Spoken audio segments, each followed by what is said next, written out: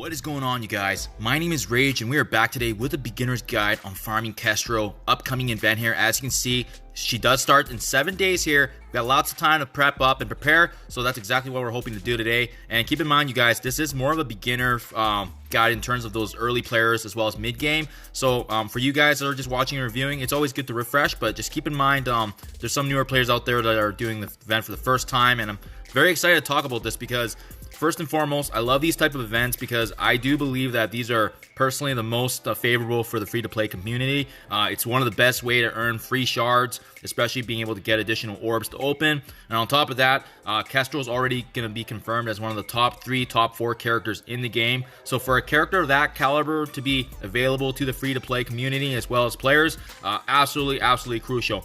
So as you guys can see here with this event, it is going to last for about 2 weeks in total is generally how the other events have been, so we want to take advantage of that. You can see it's broken up into 3 difficulties here, and really the preset is having the Voyager characters as you see here. And ideally what you want to do is you want to be able to farm either the medium or the hard difficulty as much as possible.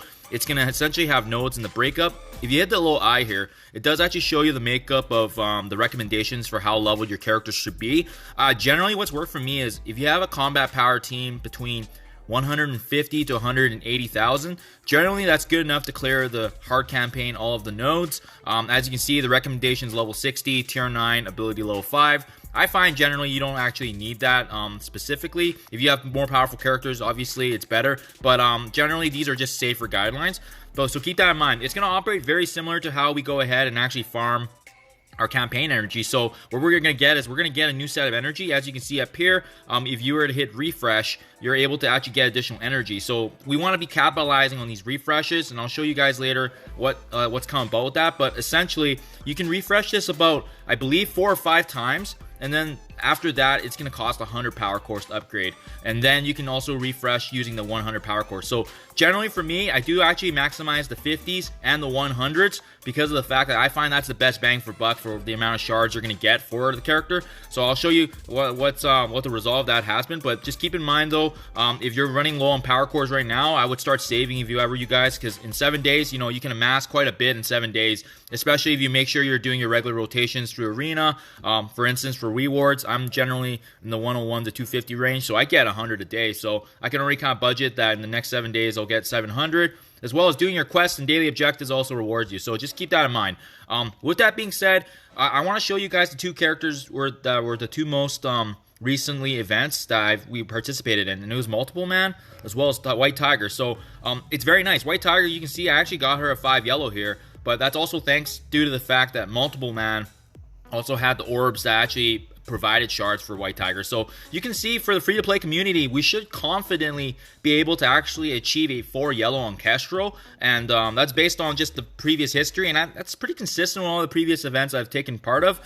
With that being said though, if you are to refresh the 50s power cores as well as 100s for every odd week or so, especially let's just say you farm 3 days or 4 days with the 50s and then do the 100s as well, you're going to get a great opportunity to actually get a 4 yellow or higher. So with that being said, I also wanted to talk to you guys quickly about the type of characters we want to capitalize on, especially when we have time to prepare here. And it's going to be interesting. This is one of the more limited type of list of characters I've seen here. So my top recommendation obviously is going to be Silver Surfer. He's already at the top of my list, as you can see here. Him being available, he's going to provide immense value, and most of you guys should have him if you went through the regular strike pass. So hopefully you guys can just build him up as time passes. But 40,000 power is more than enough. I think if your characters average anywhere from 30 to 35, you're in a great place. With that being said, another notable team that I already see kind of developing here is going to be the Shadowland. So you see Moon Knight, Daredevil, as well as White Tiger being in the top 3 here. And if you guys have those Shadowland characters built up, they're going to provide some amazing synergy. On top of that, something to be mindful about is the fact that whenever we're going through these campaign nodes, we're actually going to be provided with the campaign event characters. So we're actually going to utilize Kestrel as part of the unlocks as we're pushing through the nodes. And what does that mean? We got to futuristically think about who synergizes with Kestrel. Nobody comes better to mind than Nick Fury. So if you guys have Nick Fury built up, definitely I'm gonna build him up in preparation in the week for synergy with Kestrel. But he's gonna get immense benefits from her, and then as well, she's gonna provide support to Nick Fury. So another top recommendation, getting some much needed love for this legendary that's been overlooked for far too long, in my opinion. On top of that here, I'm just moving down a list. Another endgame character, if you guys are already started building up, is Ghost. I've already utilized her in Dark Dimension 3, but she provides immense value. If you have access to her, she's going to be able to do a lot of damage. She has dodge, and she's also able to actually strip away positive buffs from the enemies too. So, I mean, just an overall great kit, especially if you guys already built her up from utilizing her and building her up in preparation for DD2 and DD3. Falcon and War Machine are really good notable additions as well. Falcon has the speed up. War Machine has the great offense there to synergy, so it's a mini power armor team. If you wanted to bring on Iron Man, if yours is powerful, those three can synergize quite well. Personally, I'm probably not bringing on Iron Man just because he's not built up on my side here.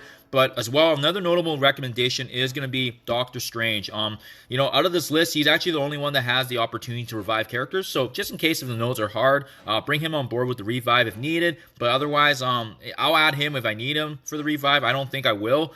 And then as well, I got to bring up the Rocket Raccoon and Groot synergy as well, because having Rocket Raccoon's damage on top of Groot, having the defense up and death proof for his team, that's a great synergy right there. So it's characters that I'm already going to take advantage of that have already been built up. Captain Marvel is a good recommendation for overall damage output. And then otherwise, I'll show you guys the rest of the list here. Honestly speaking, these characters have not been built up for good reason, because I actually haven't utilized them in the game. And even though I'm 100% free to play, I still haven't really utilized them. The one notable mention here, however, is if you guys have a stronger shield medic, you know, she's going to synergize with Nick Fury as well as Kestrel if you guys can utilize her in the campaign. Her heal's nice, but that's only if you have her built up. For me, you know, she's not going to be in that situation. And Bishop, he's going to be notable because he's in the meta right now. If you haven't built up, bring him on board.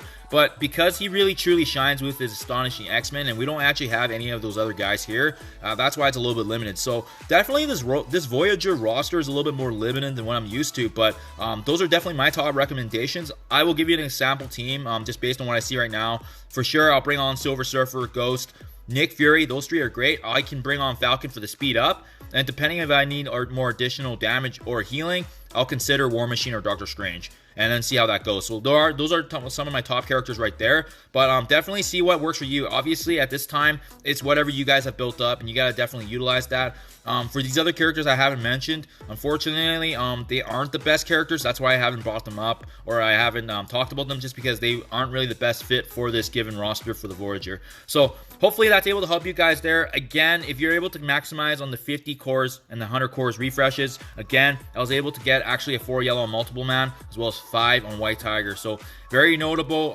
It's a great opportunity for us to capitalize on free-to-play character, and Kestrel being a god tier level character, we gotta fully utilize this and take advantage of the prep time. So thank you as always, you guys. Hope this video helps you in preparation, and as always, I will see you in the next one.